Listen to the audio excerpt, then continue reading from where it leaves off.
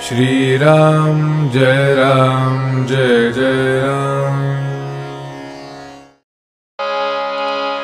कल्याणानां निदानं कलिमलमतनं पावनं पावनानां पातेयं यन्मुमुक्षो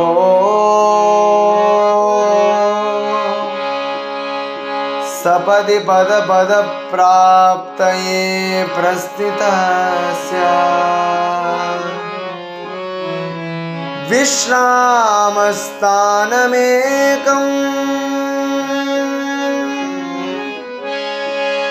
कविवरवचसां जीवनं सज्जनानां बीजं धर्मद्रुमस्य प्रभवतु भवतां भूतये रामनामम् प्रभवतु भवतां भूतये रामनामम्। హరే కృష్ణ. ఈ యొక్క శ్లోకము స్వయం హనుమంతుల వారు రచించారు. హనుమంతుల వారు కూడా ఒక రామాయణాన్ని రచించారు. ఆ యొక్క రామాయణం పేరు హనుమన్ నాటకం. ఆ హనుమన్ నాటకంలోని మంగళాచరణమే ఈ శ్లోకం అన్నమాట. ఈ యొక్క శ్లోకంలో హనుమంతుల వారు భగవంతుడి యొక్క నామం యొక్క గొప్పతనాన్ని మనకి తెలియజేస్తున్నారు. మొదటిగా హనుమంతుల వారు ఏం చెప్తున్నారంటే కళ్యాణానాం నిదానం. ఈ నామం అనేది సకల కళ్యాణాలకు నిధి అని చెప్తున్నారనమాట. ఎలా అయితే భగవంతుడు మంగళకరుడో కళ్యాణకారియో అలానే ఆయన యొక్క నామం కూడా సకల కళ్యాణాలకు నిధి అని చెప్తున్నారనమాట.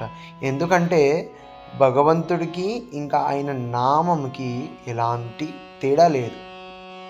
తర్వాత ఏం చెప్తున్నారంటే కలిమలమతనం పావనం పావనానాం.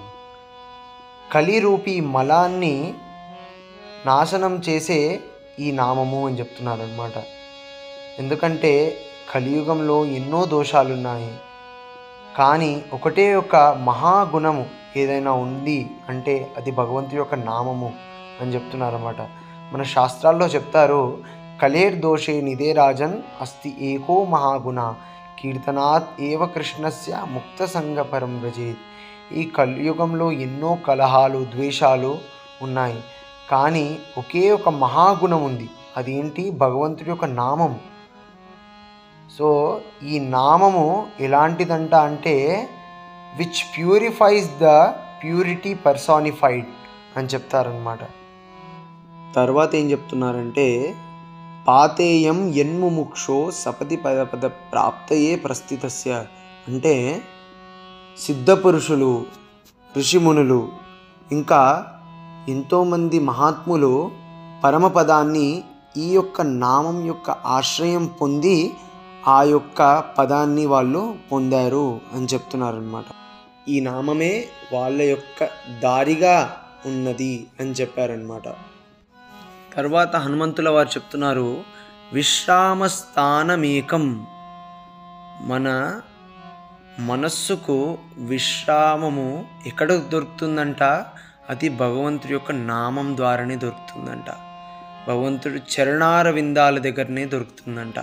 ఎందుకంటే మన మనస్సు సుఖం గురించి వెతుకుతూ అన్నిటి దగ్గర పరిగెడుతూ ఉంటుందన్నమాట. కానీ దానికి సుఖం దొరకదు. దానికి సుఖం ఎప్పుడు దొరుకుతుంది? భగవంతుడి యొక్క చరణార విందాల దగ్గరనే దొరుకుతుంది. అందుకే భగవంతుడి యొక్క నామమే ఏకైక విశ్రామ స్థానము అని చెప్తున్నారన్నమాట ఇక్కడ. తర్వాత ఏం చెప్తున్నారు? జీవనం సజ్జనానాం. భగవద్భక్తుల యొక్క జీవనమే ఈ నామం అని చెప్తున్నారు. ఈ నామం లేకపోతే సజ్జనులు, శుద్ధ భక్తులు జీవించలేరట.